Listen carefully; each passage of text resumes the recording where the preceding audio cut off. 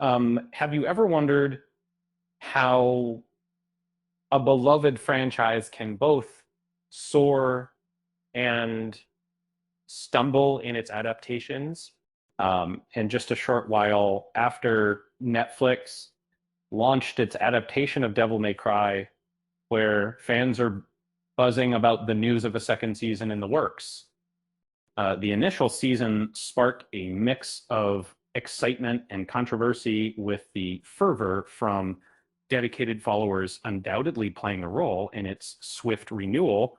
The first chapter of this saga left viewers with more questions than answers, largely due to the creator's ambitious yet perhaps misguided interpretation of the source material. While adaptations can breathe new life into stories veering too far from the original lore, can easily alienate loyal fans. The reactions were varied, split between appreciation for the fresh take and disappointment in the deviations from Devil May Cry 3, and yet the promise hinted at in the finale, especially with the introduction of Virgil's human form, gave some hope for the future. As fans, we can't help but question whether the second season can course correct and stay true to the spirit of the franchise. The show's rising popularity stirs concerns about oversaturation. Would it be wiser to wrap up the narrative in a conclusive season two?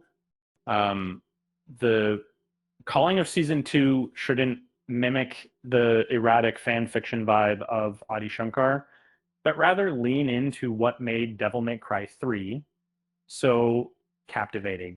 The introduction of a younger Dante is a golden opportunity to explore his journey, yet viewers notice a disconnect.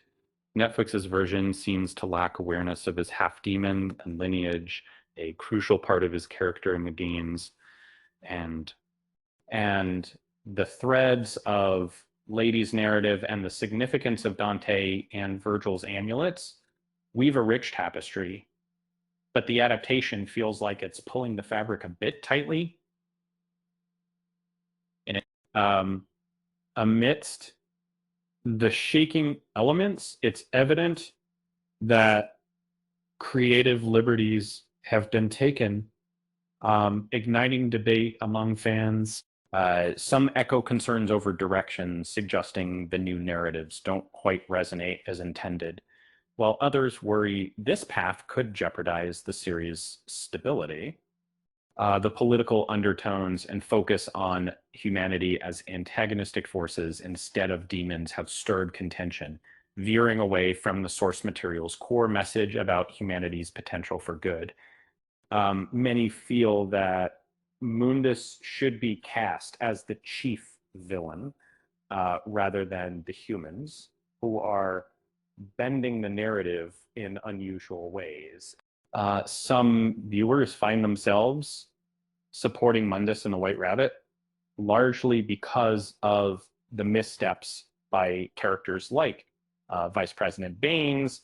In this universe, it's the bond between Dante and Virgil that truly deserves the spotlight. Uh, the emphasis should return to these pivotal characters, as it seems Shankar may have lost sight of their importance. Um, Hints from sneak peeks of season two suggest Dante's character is in for a makeover, with his hair growing longer. A nod to the appealing style from Devil May Cry 3.